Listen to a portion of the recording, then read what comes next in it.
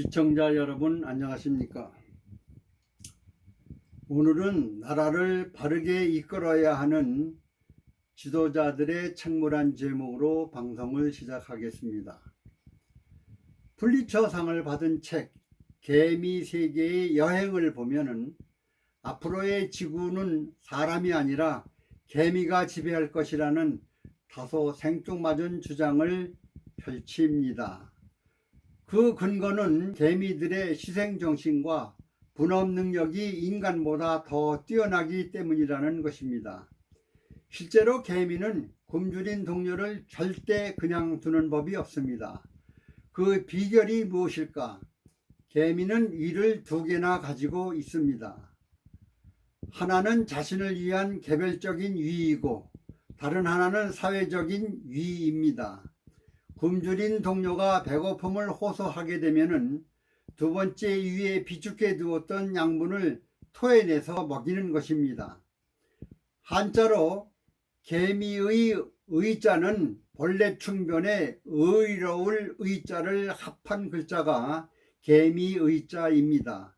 이와 같이 개미들은 개인의 책무는 물론 서로 협력하며 어려운 동료를 보살피는 배려의 정신은 우리 인간들도 반드시 배워야 할 덕목입니다.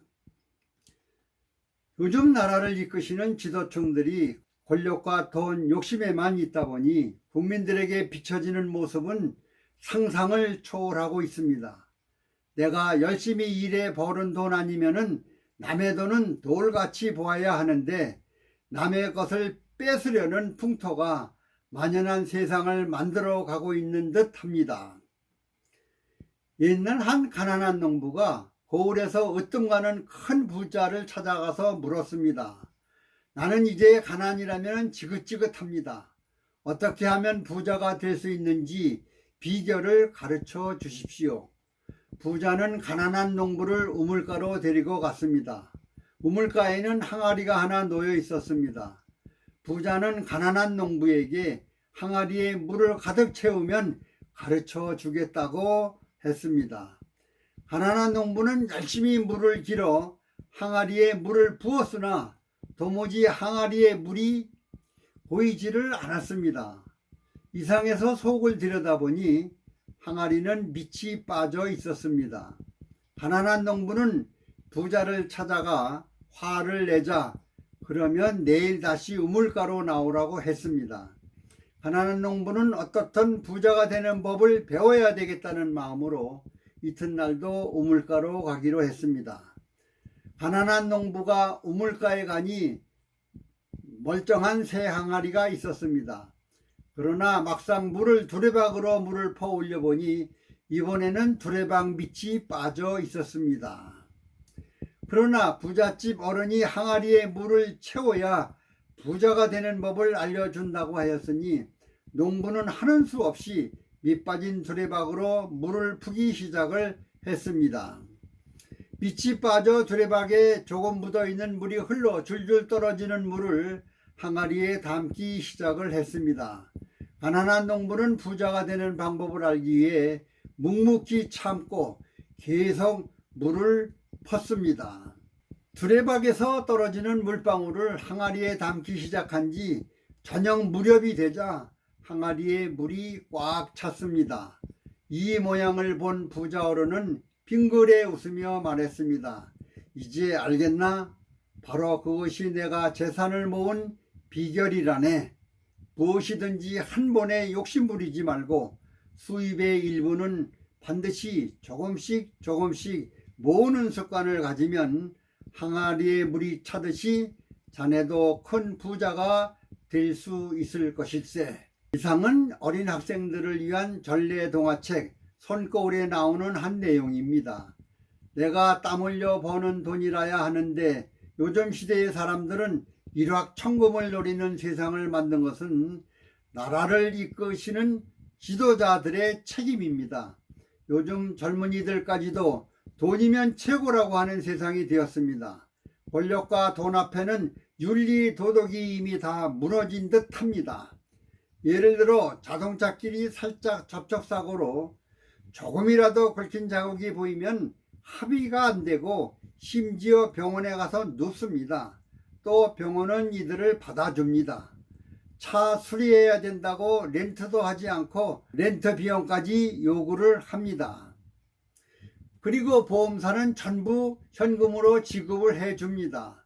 시스템이 돈을 뜯어먹을 수 있는 시스템으로 되어 있기 때문입니다. 아마 운전하시는 분은 이런 경험 다 겪으셨을 것입니다. 왜 국민성이 공짜 돈을 좋아하게 되었는지, 이것은 나라를 이끄시는 지도자들이 설선하여 모범을 보이지 않고 국민을 옳은 길로 이끌지를 못한 탓입니다. 또한 고려 때 명신인 이공수는 어느 해 나라의 중요한 임무를 띠고 원나라로 떠났는데 여삼청 근처까지 다다랐을 때 타고 가는 말이 지쳐서 더 이상 갈 수가 없었습니다. 마침 멀리 보이는 들판에 사람은 없고 조를 베어 쌓아놓은 낯가리만 보였습니다. 이공수는 아랫사람을 시켜가지고 가던 무명통에서 조 한 단 값에 해당하는 만큼 무명을 끊기 한 다음 그 끝에 사유를 적어 조 낯가리에 찔러 놓고 조 한 단만을 가져오게 한 다음 말을 먹이라고 하였습니다. 말이나 소를 모으는 다른 사람들이 지나가게 되면 틀림없이 가축에게 조단을 가져다가 먹일 것이므로 이때 무명단을 본 사람들이 가져가지 않을까요?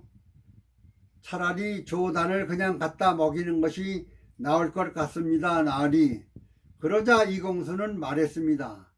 그렇게 될지도 모르지. 그렇다고 힘들여 지은 남의 소중한 곡식을 그냥 축낸다는 것은 도리가 아니며 나의 마음도 편하지 않아. 나중 일은 걱정할 것 없이 우리는 우리가 할 도리나 지키면 되네. 역시 이 내용도 어린 학생들을 위한 전래동화의 한 내용입니다. 어려서부터 착한 사람이 되어야 한다고 인성교육을 가정, 학교, 합심해서 교육을 해왔지만 사회에 나와 선한 마음이 악한 마음으로 변하게 하는 것은 오직 부정한 권력과 돈 때문입니다.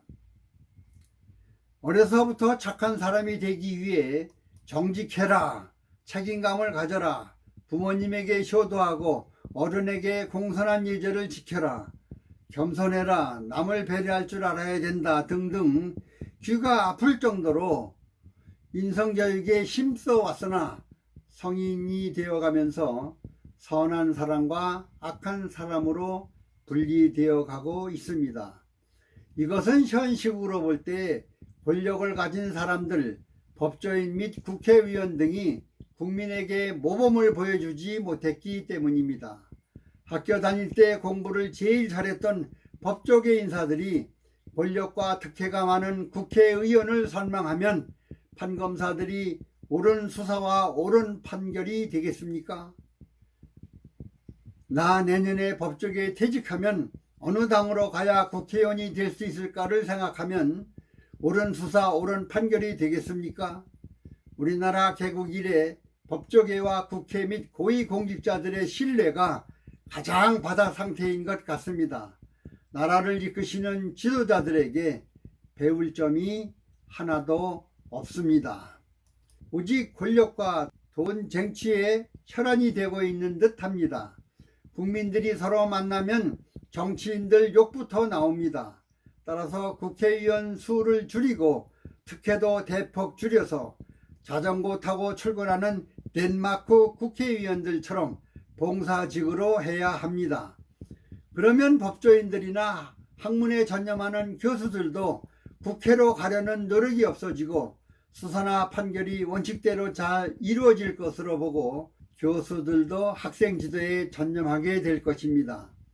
2017년 5월 19대 대선부터 2024년 4월 10일 총선까지 선거 때마다 부정선거가 있다고 난리를 치는데도 이것을 속 시원하게 국민에게 밝혀줄 어떤 지도자도 없다는 것은 도대체 국민의 한 사람으로 전혀 이해가 되지 않습니다. 참으로 답답한 세상입니다. 언제나 존경받는 참된 지도자가 나올 수 있을까요? 그 나라의 국민 수준이 그 나라를 이끄는 지도자 수준이라고 했습니다. 선거 때마다 사전선거가 문제가 있다고 떠들어대도 국민들은 아랑곳 없이 더 많이 사전선거를 합니다. 전에는 부재자 투표만 있던 것을 다른 나라에 없는 제도, 사전선거제를 만들어 하루로 했다가 또 다시 이틀로 늘린 것은 무슨 이유가 있나요?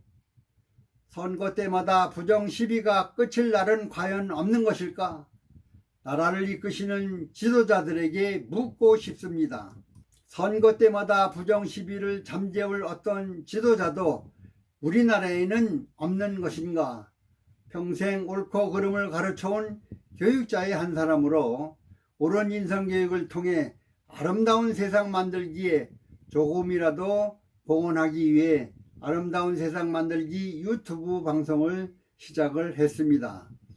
인성교육은 반복 교육을 통해 가슴속 양심을 움직여 실천하게 하여 선한 사람으로 다시 태어날 수 있도록 하는 교육이 인성교육입니다.